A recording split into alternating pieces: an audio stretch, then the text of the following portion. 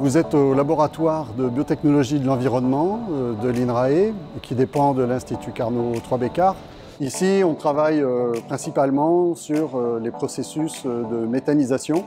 Donc c'est un procédé qui, à partir de matières organiques, qui sont souvent des déchets, permet de produire de l'énergie, de la bioénergie, du méthane. Le méthane, c'est le gaz de ville que vous retrouvez auprès de votre gazinière.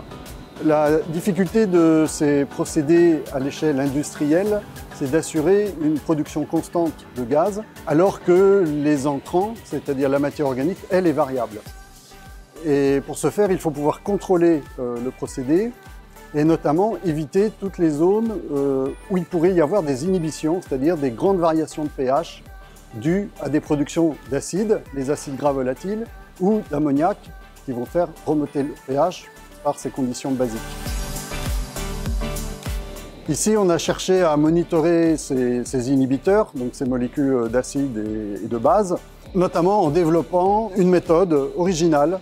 C'est le premier prototype ici qui a été mis au point lors d'une thèse au CIFRE en collaboration avec BioNTech en 2013-2016, qui permet, par des algorithmes de calcul, d'avoir une première estimation de ces concentrés.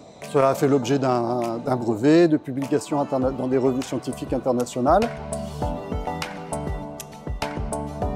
Celui-ci est la dernière version qui est maintenant produite en série et qui permet de faire la même chose que celui-ci, mais qui a l'avantage d'être un appareil connecté qui permet de transmettre les données et d'avoir des avis d'experts.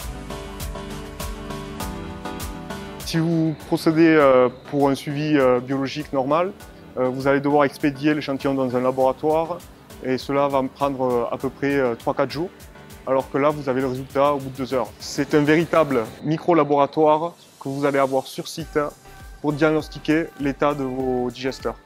Vous allez avoir une diminution de la production de biogaz lors des périodes d'acidification et le but c'est de contrôler cette acidification au cours du temps.